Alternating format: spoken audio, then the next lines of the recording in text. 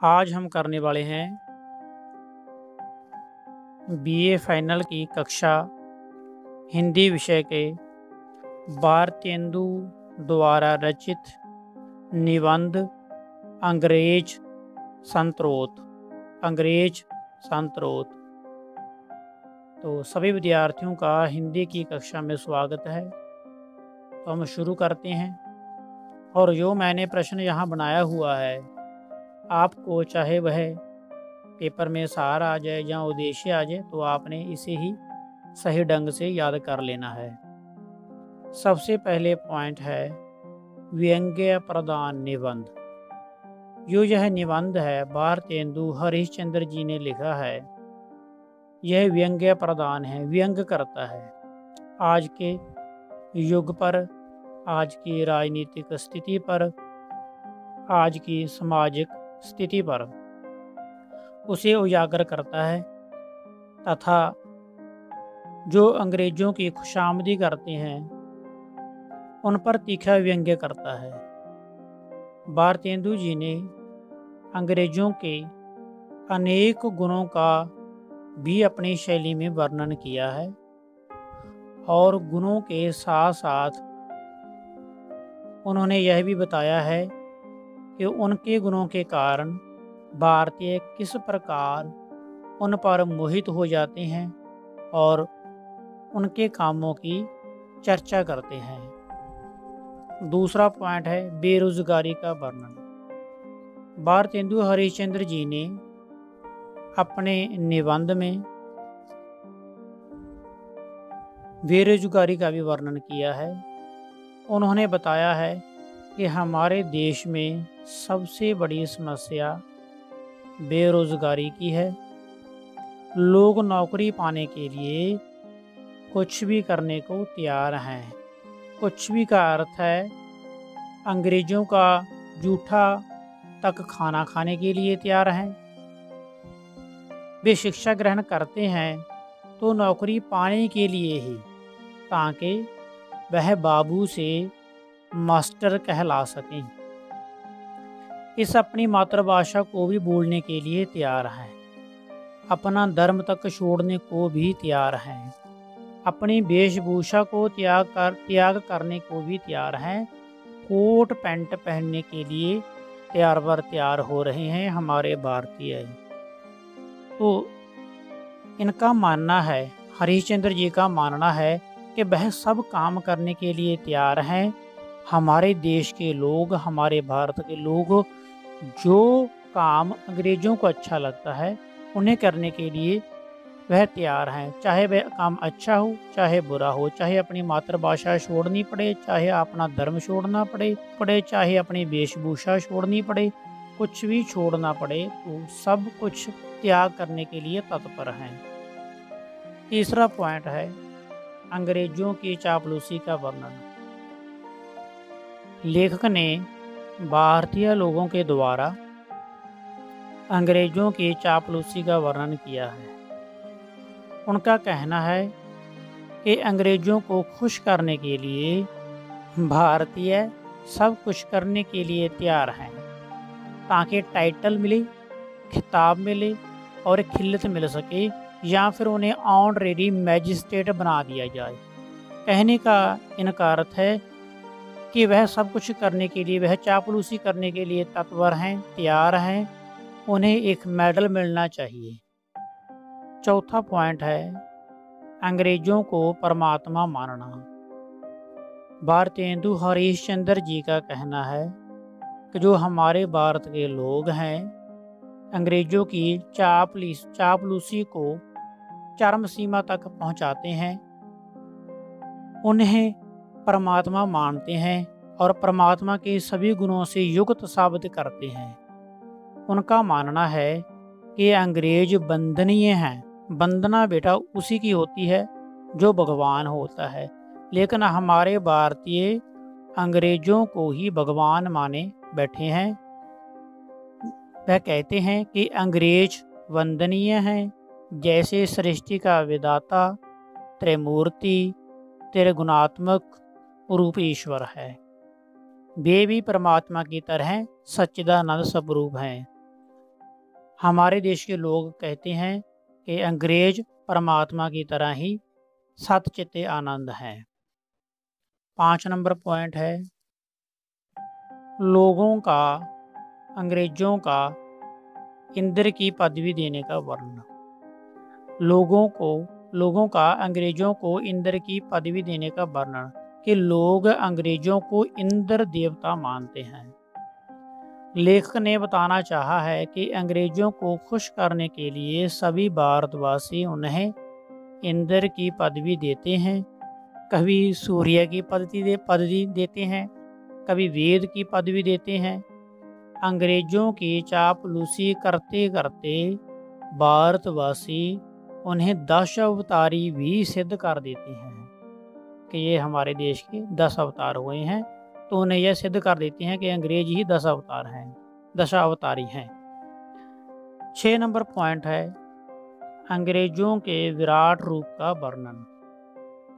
भारत हिंदू जी ने बड़ी गंभीरता से, बड़े व्यंग्य से कहा है कि अंग्रेजों के विराट रूप का वर्णन लोग कर रहे हैं। अंग्रेजों के सारे गुणों की चर्चा करते हैं, जिसमें उनके राज्य प्रबंध आता है, दूरदर्शिता आती है और कानून आते हैं।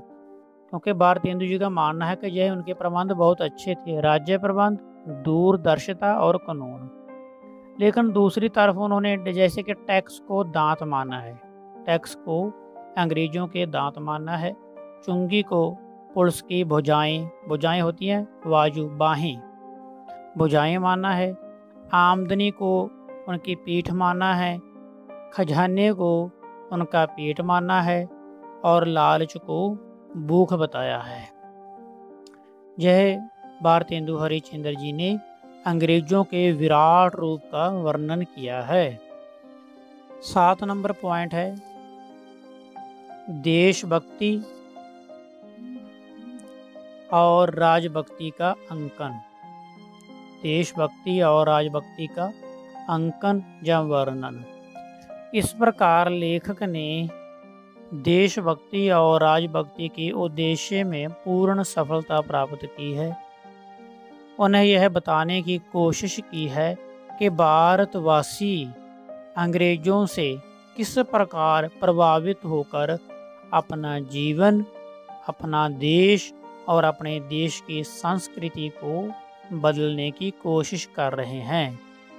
तो यह तो था बेटा भारतेंदु हरिश्चंद्र जी के द्वारा लिखा हुआ निबंध अंग्रेज सत्रोत, उनकी व्याख्या थी। आगे है अध्यापक पूर्ण सिंह के जीवन के बारे में, उनके जीवन परिचय के बारे में। यह हमारी हिंदी के बहुत बड़े लेखक हुए हैं, लेकिन ये प्रमुख पंजाबी के अध्यापक थे। उसके बाद इनका जिक्र हमारी हिंदी भाषा में भी आता है। अध्यापक पूर्ण सिंह।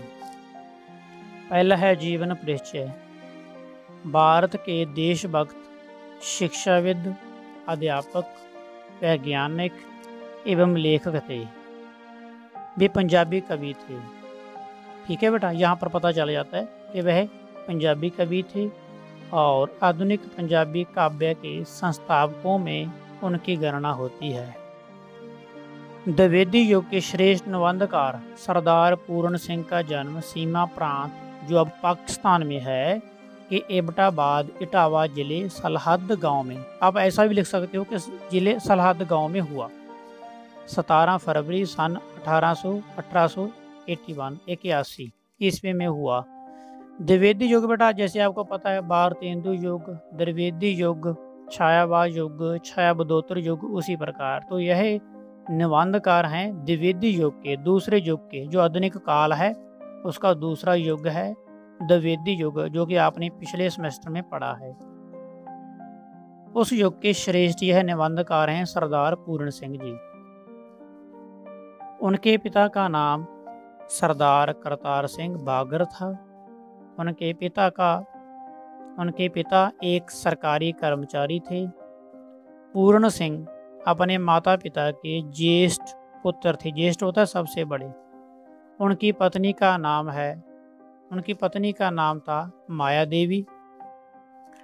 वह हाई स्कूल की शिक्षा उत्तीर्ण करके हाई स्कूल की शिक्षा पास करके उसके पश्चात लाहौर चले गए थे। लाहौर के एक कॉलेज में उन्होंने एमए की परीक्षा पास की। फिर सरदार पूर्ण सिंह जी स्वामी राम तीर्थ के साथ उनकी भेंट हुई। स्वामी राम तीर्थ को मिले और वहीं पर ही उन्होंने संन्यास ले लिया और स्वामी जी के साथ बाद भारत लौट आए। स्वामी जी की मृत्यु के बाद उनके विचारों में बहुत परिवर्तन हुआ और उसके बाद गृहस्थ जीवन व्यतीत करना प्रारंभ कर दिया। इन्होंने देहरादून में एक बहुत अच्छी यूनिवर्सिटी में अध्यापक पद पर काम मिल गया था। अध्यापक पूर्ण सिंह जी को देहरादून की बहुत अच्छी यूनिवर्सिटी में अध्यापक का पद मिल गया था। वहीं पर ही उन्होंने 700 रुपये महीने की तनख्वाह मिलने लगी थी। यहीं से ही इनके नाम के आगे अध्यापक शब्द जुड़ा। दूसरी है बेटा रचनाएं। इनकी बहुत सी रचनाएं नहीं हैं। इनके 6 निबंध हैं जो बड़े प्रमुख हैं। 6 ग्रंथ हैं, 6 निबंध हैं। जो पहला है सच्ची वीरता, दूसरा है आचरण की सभ्यता, तीसरा है मजदूरी और प्रेम, चौथा है अमेरिका का मस्त योगी वाल्ट हिटमैन, पांचवा है कन्यादान, ये तो हमने पढ़ा ही है कन्यादान, छठवां है पवित्रता। इन्हीं निबंध के बल पर इन्होंने हिंदी गद्य साहित्य के क्षेत्र में अपना स्थायी स्थान बना लिया था। इन्होंने निबंध रचना के लिए मुख्य रूप से नैतिक विषय को ही चुना, क्योंकि जितने भी इनके 6 के 6 निबंध हैं, 6 के 6 निबंधों में नैतिकता के बारे में ही बताया गया है। इनके निबंध विचारात्मक भी हैं और भावात्मक भी की कोटि के भी हैं। तीसरा पॉइंट है मृत्यु। मुकदमे में मास्टर अमीर चंद के साथ उन्हें भी, क्योंकि इनके ऊपर एक मुकदमा चल रहा था, तो मास्टर अमीर चंद के साथ इनके पास भी पूछताछ के लिए पुलिस वालों ने इन्हें बुलाया था, किंतु इन्होंने मास्टर अमीर चंद के साथ अपना किसी प्रकार का संबंध होने से इनकार कर दिया। वास्तव में मास्टर अमीर चंद स्वामी राम तीर्थ के भी परम भक्त थे और गुरुभाई थे। प्राणों की रक्षा के लिए उन्होंने न्यायालय में झूठा बयान दे दिया कि मुझे इनके बारे में नहीं पता। इस घटना का उनके मन पर गहरा प्रभाव पड़ा था और भीतर ही भीतर यह पश्चाताप की अग्नि में जल रहे थे। इस कारण भी यह अच्छी तरीके से जीवन नहीं जी सके और हिंदी साहित्य की एक बड़ी प्रतिभा पूरी शक्ति से हिंदी की सेवा नहीं कर सके। तो अंत में सन 25 मार्च 1931 इसी में उनकी मृत्यु हो गई थी। आगे है बेटा इनकी जो रचना है नैनों की गंगा। इनका एक निबंध है नैनों की गंगा, यही हम कल करेंगे। तो संयम रखने के लिए बहुत बहुत धन्यवाद। आपका आभार।